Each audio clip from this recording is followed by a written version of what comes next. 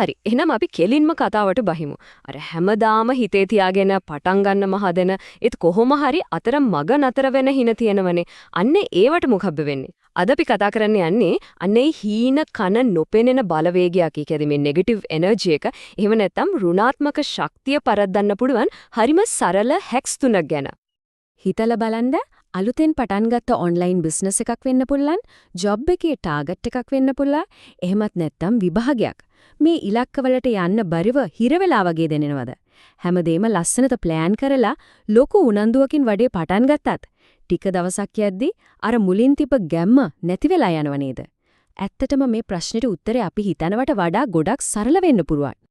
මුලින්ම හිතෙන් අයින් කරගන්න ඕන දෙයක් තියෙනවා. මේකට හේතුව දක්ෂතාවයක් දැනුමක් ඒවක් නැත්නම් හැකියාවක් නැති එක නම් නෙවෙයි. ඒක නෙවෙයි ප්‍රශ්නේ. හැම කෙනෙක්ටම හැකියාව තියෙනවා.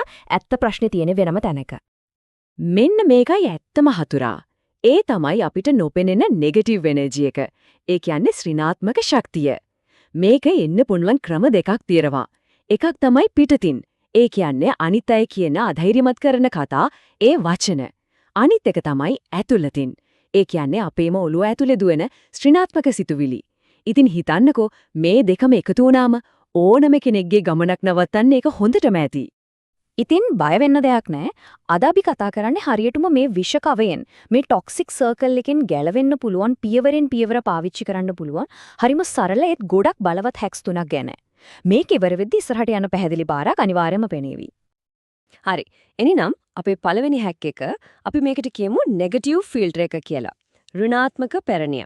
සරලවම කිව්වොත් මේකෙන් අපි කරන්නේ පිටතින් එන නරක බලපෑම් ඒවා එන තැනදීම නවත්තලා දාන එක. මේක ගොඩක් අයට අත්දැකීම් ඇති. තමන්ගේ හීනයක් ගැන අලුත් අදහසක් ගැන කෙනෙක්ට කිව්වම අපෝ ඕව හරියන්නේ නැහැ. ඔයාට ඕක කරන්න බෑ වගේ කතා අහන්න ලැබෙනව නේද? අන්න ඒ වගේ අයගෙන් මානසිකව පොඩ්ඩක් ඈත් වෙන්න ඕන. ඒ කියන්නේ රණ්ඩු වෙන්න නෙවෙයි, ආදරයෙන් හැබැයි හරිම තදින් සීමා මයිම් ටිකක් දාගන්න. ඒ දන්නවද? අපේ මොටිවේෂන් එක කියන්නේ හරියට පොඩි පැලයක් වගේ. ඒකට කුණාටු වලින් ආරක්ෂාව ඕන. අන්න ඒ සීමා මයිම් තමයි ඒ ආරක්ෂාව. මේක හැම වෙලේම ඔළුවේ තියාගන්න ඕන දෙයක්. මේ ගමන තනිකරම තමන්ගේ. වෙන කිසිම කෙනෙක්ට ඒ ගමනේ වටිනාකම තීරණය කරන්න දෙන්න බෑ. මොකද ඒක තමන්ගේ හීනය. ඒක තමන්ගේ ගමන. හරි. එහෙනම් දෙවනි හැක් එකට යමු. අපි මේකට කියමු ඩිජිටල් මයින්ඩ්සෙට් එක කියලා.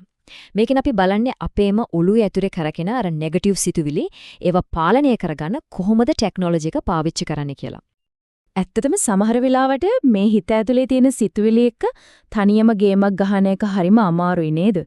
එකම දේ ආය හිතිනවා, අනවශ්‍ය බයක් සැකයක් හිතට එනවා. මේක ඇත්තටම ගොඩක් දෙනෙක්ට තියෙන පොදු ප්‍රශ්නයක්. ඉතින් මෙන්න ඒකට නූතන විසඳුමක්. ඒ තමයි AI.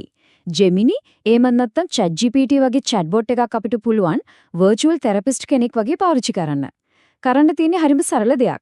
හිතේ තියෙන බය, සැකය, ඒ හැමදේම chatbot එකට type කරන්න. එතකොට අපිට ලැබෙන්නේ මිනිස්සෙකින් වගේ හැඟීම්බර උත්තරයක් නෙවෙයි.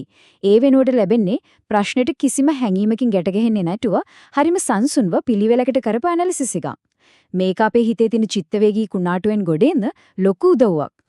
මේක පාවිච්චි කරන එක හිතනවටට වඩා ලේසි. chatbot එක ඕපන් කරන්න, හිතේ තියෙන බය ඒකට කියන්න, ඊට පස්සේ ලැබෙන සංසුන් ඇනලිසිස් එක කියවන්න. එතකොටම මානසික පීඩනය අඩු වෙනවා. මේ සරල ටෙක් හැක් එක ඇත්තටම කොච්චර බලවත්ද කියලා Tamanටම තේරෙවි. හරි. දැන් අපි එන්නේ තුන්වෙනි මම හිතන විදිහට මේකෙන් බලවත්ම හැක් එකට. ක්‍රියාවේ බලය. මේකෙදි අපි කරන්නේ ඔළුව ඇතුලේ සිතුවිලි එක පොරබදින එක නවත්තලා ඒ වෙනුවට එකම එක පුංචි පියවරක් තියලා ඒ හැම සිතුවිල්ලක්ම පරද්දන එක. මෙතන තියෙන වැදගත්ම දේ තමයි මේක මොටිවේෂන් කියන්නේ කතා කරන එකවත් හිත හිතා ඉන්න එකවත් නෙවෙයි. මොටිවේෂන් කියන්නේ ක්‍රියාව. ඇයි දන්නවද?